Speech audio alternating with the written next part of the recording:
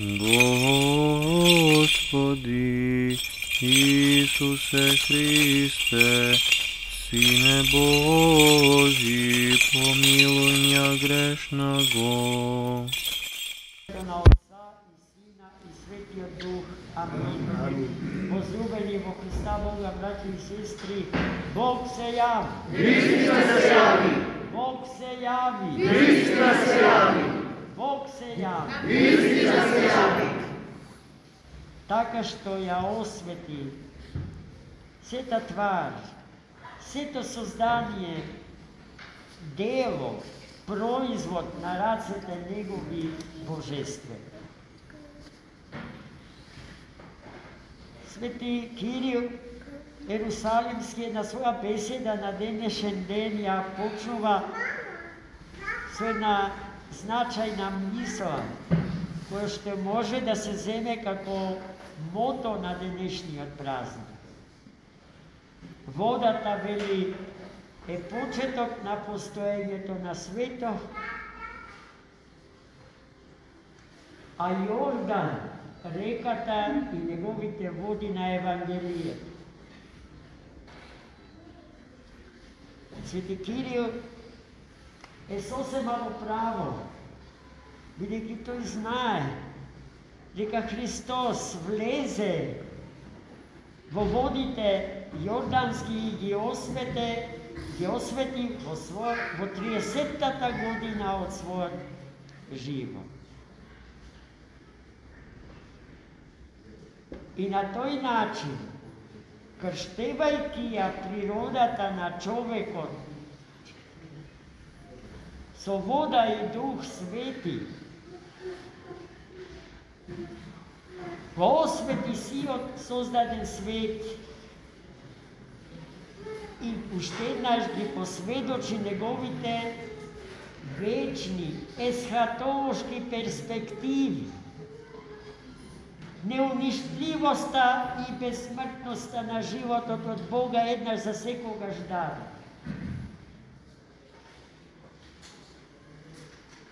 Но при тоа,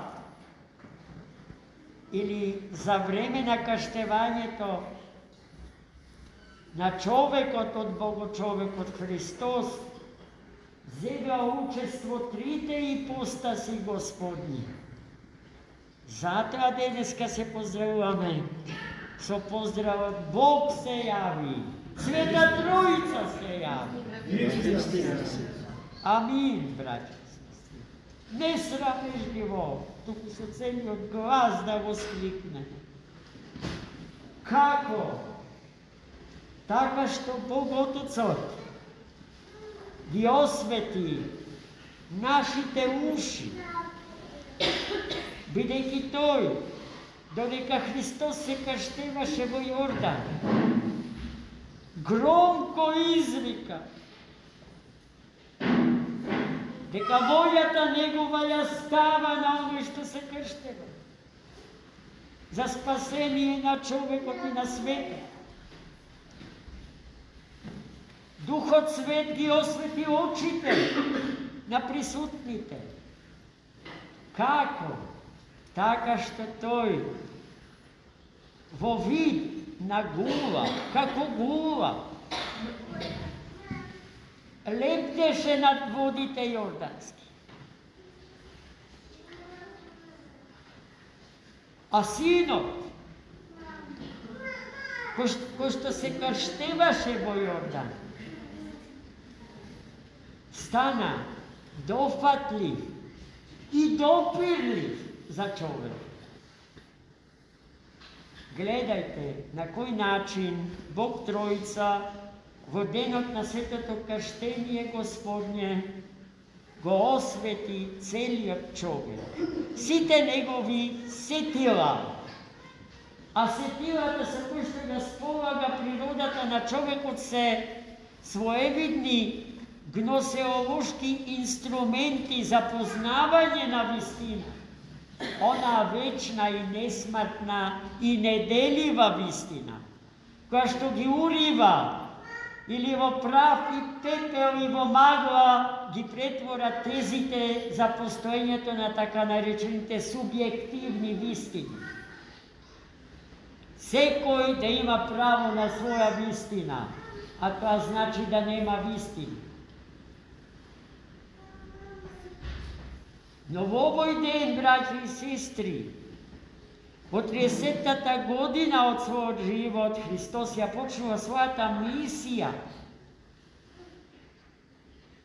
за реализација на домоствот Божи, за планот Божи, за човекот и за свет. Еве го јагнето Божие, вели Свети Јован Крстител, човекот што го крштева Христа Господа во Јордан. Тоа јагне Божи, според Свети Јован Крстител, ги зема гревовите на светот. Тој што грев нема, тој што за смрт не знае, го прима гревот на човекот воопшто, гревовите на сите нас. Од Адама, првиот човек, до последниот што ќе се роди во денот од полнотата на времето. Нашиот грев го прима. И потопувајќи ја нашата природа во водите јордански на символичен начин, ги умртвува гревовите наши и умртвувајќи гревовите наши ја убива смртта. Смртта умира во смртта Христова, браќи и сестри. Истото се случува и со нас. Во нашата смрт не умира човекот, туку нашата смрт. За да се отворат портите на вечност. Портите на вечниот и несмртен живот. Затоа овој ден е голем ден. Денеска сиот свет е осветен. Сите води на планетава Земја се осветени онака како што ги осветивме водите на нашето прекрасно езеро, за кој што многу пати сме рекле дека е речиси идентично со Галилејското море. Денеска и морето отстапи, и водите на реката Јордан се движеа на чудесен начин спротивно од својот тек. За во нив да влезе и да ги освети Господарот на животот и на светот. Гледајте, браќи и сестри, со какви богатства располагаме. Ние не сме свесни за потенцијалите со кои што располагаме, ако што ни се дадени преку Христа Господа, денес крстени, чија природа е алфа и омега, совршен и незаобиколен критериум на сите вредности. Нема човек од мајка роден, кој што е наследник на првородниот грев, ако што може да ни биде критериум колку и да е гениален, колку и да е способен, рационален, мокен, по дух и по тело, што ме смртен, не е критериум за никого. Критериум за секој човек посебно е само оној што не знае за греф и за смрт, а само тој и е совршен. А сите ние другите сме повикани на тоа и на таквото совршенство. Господ да ни даде сила, неколеблива вера, цврста решеност да го следиме Христа Господа, токму сега, во ова наше време, кога името Христово не смее да се спомне. Многу универзитетски центри во некогаш христијанска Европа ја забранија употребата употребата на именката рождество. Се што потсеќа на Христос треба да се избрише. Во умот човечки не сме да остане паметењето на Христа, за да може антиподот на Христа, антихристот,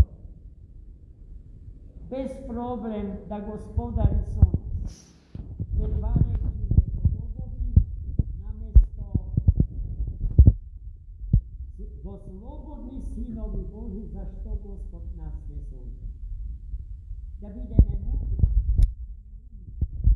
да се држиме за хитон од Христов, онака како што малечкото бебенце се држи за скутот мајчин кога проду.